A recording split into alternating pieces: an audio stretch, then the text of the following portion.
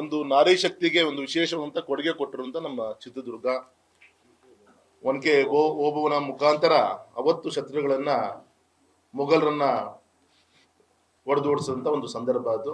ಹಾಗಾಗಿ ಇನ್ನೊಂದು ಕಡೆಗೆ ನಾರಿ ಶಕ್ತಿ ಅಧಿನಿಯಮಕ್ಕೆ ನಮಗೆ ಸೋಲಾಗಿದೆ. ಮತ್ತೊಮ್ಮೆ ಯಾವ ರೀತಿ ಅವತ್ತು ಒನಕೆ ಓಬವ್ವ ಒನಕೆ ಮುಖಾಂತರ ಅವನಿಗೆ ಸದೆ ಬಿಡುವ ಮುಖಾಂತರ ಎಚ್ಚರಿಸುವಂತ ಕೆಲಸ ಮಾಡಿದ್ರು. ಮತ್ತೊಮ್ಮೆ ಮೀಸಲಾತಿಗೆ ಗೌರವಂತ ಪ್ರಧಾನ ಮಂತ್ರಿಗಳು ಸಂಕಲ್ಪ ಮಾಡಿದ್ದಾರೆ. ಮತ್ತೊಮ್ಮೆ ನಾನು ಮಂಡನೆ ಮಾಡ್ತೀನಿ, ನ್ಯಾಯ ಕೊಡ್ತೀನಿ ಅಂತೇಳಿ ಸಂಕಲ್ಪ ಮಾಡಿದ್ದಾರೆ. ಸೊ ಅದರ ಒಂದು ಸಂಕಲ್ಪನೂ ಕೂಡ ಇದ್ರ ಮುಖಾಂತರ ಆಗುತ್ತೆ ಅಂತೇಳಿ ಆ ದೃಷ್ಟಿಯಿಂದ ದುರ್ಗವನ್ನ ಆಯ್ಕೆ ಮಾಡ್ಕೊಂಡಿದ್ದೀವಿ. ಮತ್ತೆ ವಿಶೇಷವಾಗಿ ಗೌರವಂತ ಅಮಿತ್ ಶಾ ಜಿ ಅವರು ಈ ಕಾರ್ಯಕ್ರಮಕ್ಕೆ ಬರ್ತಾ ಇದ್ದಾರೆ. ಎಲ್ರಿಗೂ ಮಾಹಿತಿ ಇರೋ ಪ್ರಕಾರ ಬೆಳಗ್ಗೆ 10 ಗಂಟೆಗೆ ವೆಸ್ಟ್ ಬೆಂಗಾಲ್ ಅಲ್ಲಿಯ ಮುಖ್ಯಮಂತ್ರಿಗಳ ಒಂದು ಪ್ರಮಾಣ ವಚನದ ಒಂದು ಸ್ವೇರಿಂಗ್ ಸೆರೆಮನಿಯನ್ನು ಮುಗಿಸ್ಕೊಂಡು ಶಾರ್ಪ್ 3:15 ಶಿವಮೊಗ್ಗ ಏರ್ಪೋರ್ಟ್ಗೆ ಲ್ಯಾಂಡ್ ಆಗ್ತಾರೆ ಫ್ಲೈಟ್ ಅಲ್ಲಿ.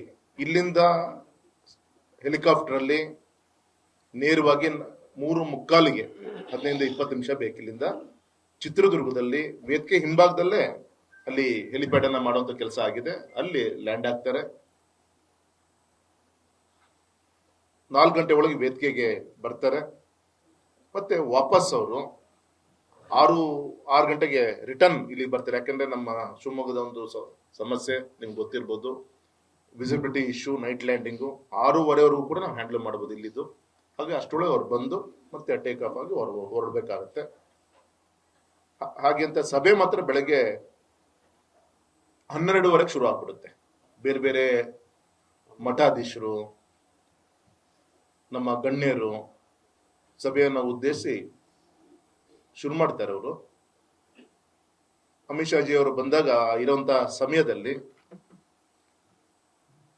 ಆ ಸಂದರ್ಭದಲ್ಲಿ ಯಾರು ಇರ್ಬೇಕು ಏನಂತೇಳಿ ಸಂಘಟನೆ ಆ ಒಂದು ಅಭಿಮಾನಿಗಳ ಒಂದು ಸಮಿತಿ ಏನಿದೆ ಕೂತ್ಕೊಂಡು ಯೋಚನೆ ಮಾಡಿದ್ದಾರೆ. ಅದರ ಪ್ರಕಾರ ಕಾರ್ಯಕ್ರಮ ಆಗುತ್ತೆ ಸರ್. ವಿಶೇಷವಾಗಿ ಈ ಕಾರ್ಯಕ್ರಮಕ್ಕೆ ನಮ್ಮ ಜಿಲ್ಲೆಯಿಂದ ತುಂಬಾ ದೊಡ್ಡ ಸಂಖ್ಯೆಯಲ್ಲಿ ಕಾರ್ಯಕರ್ತರು ಹೊರಟಿದ್ದಾರೆ. ಒಂದು ವಿಶೇಷ ಒಂದು ನೀವು ವೆಹಿಕಲ್ಲು ವ್ಯವಸ್ಥೆ ಯಾವುದು ಕೂಡ ಕೇಳ್ತಾ ಇಲ್ಲ. ನಮ್ಮನೆ ಹಬ್ಬ ಅನ್ನೋ ರೀತಿಯಲ್ಲಿ ಒಂದು ವಿಶೇಷವಾಗಿ ಈ ಒಂದು ಕಾರ್ಯಕ್ರಮಕ್ಕೆ ದೊಡ್ಡ ಸಂಖ್ಯೆಯಲ್ಲಿ ನಮ್ಮ ಜಿಲ್ಲೆಯಿಂದ ಕೊಡುಗೆ ಕೊಡ್ತಾ ಇದ್ದಾರೆ, ಬರ್ತಾ ಇದ್ದಾರೆ.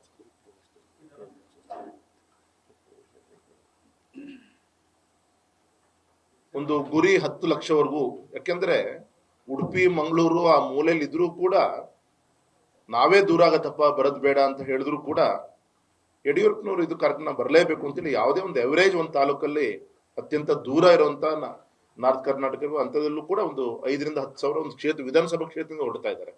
ಇನ್ನು ಹತ್ತಿರದಲ್ಲೇ ನಾವು ಲೆಕ್ಕ ಹಾಕೊಂಡ್ರೆ ಸುಮಾರು 10 ಲಕ್ಷವರೆಗೂ ಕೂಡ ದಾಟಬಹುದು. ಪೆಂಡಲ್ ವ್ಯವಸ್ಥೆ ಕೂಡ ಸುಮಾರು ಒಂದು 3.5-4 ಲಕ್ಷ ಚೇರ್ ಅನ್ನು ಹಾಕುವಂತ ವ್ಯವಸ್ಥೆಗಳಾಗಿದೆ.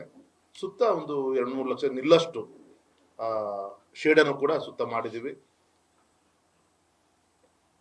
ದೊಡ್ಡ ಸಂಖ್ಯೆಯಲ್ಲಿ ಈ ಒಂದು ಕಾರ್ಯಕ್ರಮ ಮತ್ತೆ ವಿಶೇಷವಾಗಿ ಒಂದೇ ವೇದಿಕೆಯಲ್ಲಿ ಅಷ್ಟೊಂದು ಶ್ರೀಗಳನ್ನು ನೋಡುವಂತ ಒಂದು ಅವಕಾಶನೂ ಕೂಡ ಹಿಂದೆ ಯಾವತ್ತೂ ಕೂಡ ಆಗಿಲ್ಲ ಅಂತ ನಂಗೆಲ್ಲ ಒಂದ್ ಕಡೆ ಅನಿಸುತ್ತೆ. ನಮ್ಮ ವಿಶ್ವ ಹಿಂದೂ ಪರಿಷತ್ತು ಈ ರೀತಿಯಂತ ಬೇರೆ ಬೇರೆ ಕಾರ್ಯಕ್ರಮದಲ್ಲಿ ಆಗಿರ್ಬೋದು. ಈ ರೀತಿಯಂತ ಒಂದು ಪಕ್ಷಾತೀತವಂತ ಒಬ್ಬ ರಾಜಕೀಯ ಕ್ಷೇತ್ರದಲ್ಲಿ ಕೆಲಸ ಮಾಡಿದಂತ ವ್ಯಕ್ತಿಗೆ ಸನ್ಮಾನ ಮಾಡುವಂತ ಸಂದರ್ಭದಲ್ಲಿ ಇಷ್ಟು ದೊಡ್ಡ ಸಂಖ್ಯೆಯಲ್ಲಿ ನಮ್ಮ ಎಲ್ಲಾ ಸಮಾಜದ ಸ್ವಾಮೀಜಿಗಳು ಒಂದೇ ವೇದಿಕೆ ಬರ್ತಿರೋದು ಕೂಡ ಒಂದು ಇತಿಹಾಸ ಅಂತ ನಾನು ಹೇಳಲಿಕ್ಕೆ ಇಚ್ಛೆ ಪಡ್ತೀನಿ. ಆಗುತ್ತೆ ಸರ್, ಆಗುತ್ತೆ. ಮತ್ತೆ ಇನ್ನೊಂದು ನಾಳೆ ಸಂಜೆ ಯಡಿಯೂರಪ್ಪನವ್ರನ್ನ ಚಿತ್ರದುರ್ಗದಲ್ಲಿ ಪುರ ಪ್ರವೇಶ ಅಂತೇಳಿ ಒಂದು ಯೋಚನೆ ಮಾಡಿದ್ದೀವಿ. ಯಾವ ರೀತಿ ದಸರಾ ಹಬ್ಬದ ಸಂದರ್ಭದಲ್ಲಿ ಟ್ಯಾಬ್ಲೋ ಈ ತರದ ಎಲ್ಲದೂ ಕೂಡ ಏನಿರುತ್ತೆ ಅದೇ ರೀತಿ ಯೋಚನೆಯನ್ನ ಮಾಡಿದೆ. ವಿಶೇಷವಾಗಿ ನಮ್ಮ ಜಿಲ್ಲೆಯ ನಮ್ಮ ದತ್ತಣ್ಣ ಇರ್ಬೋದು, ಅರುಣ್ ಇರ್ಬೋದು, ಗೌರವಂತ ಡಾಕ್ಟರ್ ಸರ್ಜಿ ಅವ್ರು ಇರ್ಬೋದು, ಅದರ ಒಂದು ವಿಶೇಷವಾದಂತ ಒಂದು ಇದಕ್ಕೆ ಗಮನಿಸ್ತಾ ಇದ್ದಾರೆ. ನಮ್ಮ ಸಿದ್ದರಾಮಯ್ಯಂತ ಹಿರಿಯರು ಅವರೆಲ್ಲ ಒಟ್ಟಿಗೆ ಓಡಾಡಿದಂತ ಮುತ್ಸದ್ದಿಗಳು. ಹಾಗಾಗಿ ಮೊಬಲೈಸೇಷನ್ ಕಡೆಗೆ ವಿಭಾಗದ ಹಿರಿಯರಾಗಿ ಅವರು ಆ ರೀತಿಯಂತ ದಿಕ್ಕಿನಲ್ಲಿ ಅವರು ಗಮನಿಸ್ತಾ ಇದ್ದಾರೆ. ಮತ್ತೆ ನಮ್ಮ ರುದ್ರೇಗೌಡರು ಇತರೆ ನಮ್ಮ ಜ್ಯೋತಿ ಪ್ರಕಾಶ್ ಅವ್ರನ್ನ ಇಲ್ಲಿಂದ ಮೊಬಲೈಸೇಷನ್ಗೆ ರಾಜ್ಯದಿಂದ ಸಂಚಾಲಕರಾಗಿ ಅವ್ರನ್ನ ಮಾಡಿದೆ. ಮತ್ತೆ ಸಹ ಸಂಚಾಲಕರಾಗಿ ಸನ್ಮಾನಿಸಿದ ದತ್ತಾತ್ರೇಯ ಅವರು ಕುತ್ಕೊಂಡಿದ್ದಾರೆ. ಒಳ್ಳೆ ರೀತಿಯಲ್ಲಿ ಆಗ್ತಾ ಇದೆ. ಸರ್ ಅದು ಮಾದಾರ ಚೆನ್ನಯ್ಯ ಮಠ ಏನಿದೆಯಲ್ಲ ಅದರ ಗುರುಪೀಠದ ಪಕ್ಕದಲ್ಲಿ ಸುಮಾರು ಒಂದು 500 acres, ಮೋರ್ ದೆನ್ 500 acres ಇರ್ಬೋದು ಆ ಲ್ಯಾಂಡ್. ಅದು ಪ್ರೈವೇಟ್ ಪರ್ಸನ್ಸ್ ಅನ್ಸುತ್ತೆ. ಆ ಜಾಗದಲ್ಲಿ ಆಗ್ತಾ ಇದೆ ಸರ್.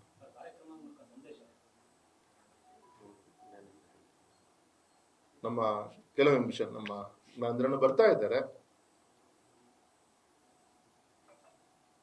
ಒಂದು ಒಬ್ಬ ಹೋರಾಟಗಾರರಾಗಿ ಯಡಿಯೂರಪ್ಪನವರು ಮತ್ತೆ ಅವ್ರ ಮನೆಯನ್ನ ಅವರೇ ಕಟ್ಕೊಂಡು ಮನೆ ಯಜಮಾನರು ಆದ್ರು. ಮತ್ತೆ ಅವರ ನಿವೃತ್ತಿ ನಂತರ ಅನೇಕ ಯಜಮಾನರುಗಳನ್ನು ಕೂರಿಸುವಂತ ಕೆಲಸವನ್ನು ಕೂಡ ಸಂಘಟನೆ ಮುಖಾಂತರ ಯಡಿಯೂರಪ್ಪನವ್ರು ಮಾಡಿದ್ರು. ಪಕ್ಷವನ್ನ ದಕ್ಷಿಣ ಭಾರತದಲ್ಲಿ ನೀವು ನೋಡಿ ಗಮನಿಸ್ತಾ ಇದ್ದೀರಿ. ನಮ್ಮ ಪಕ್ಷನ ಒಪ್ಕೊಂಡ್ಲಿಕ್ಕೆ ಇನ್ನು ಸ್ವಲ್ಪ ಸಮಯ ಬೇಕಾಗತ್ತೆ.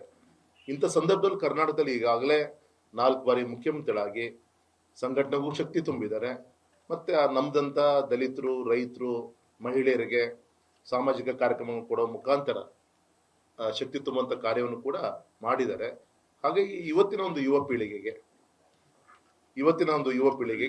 ಅದನ್ನ ಆ ಹೋರಾಟದ ದಿನಗಳನ್ನ ಅವ್ರ ಜೀವನದಲ್ಲಿ ಅಳವಡಿಸ್ಕೊಂಡು ತೆಗೆದುಕೊಂಡು ಹೋಗುವಂತ ಒಂದು ಸಂದರ್ಭ ಇಟ್ಕೊಂಡು ಈ ಕಾರ್ಯಕ್ರಮ ಮಾಡ್ತಾ ಇದ್ದೀವಿ.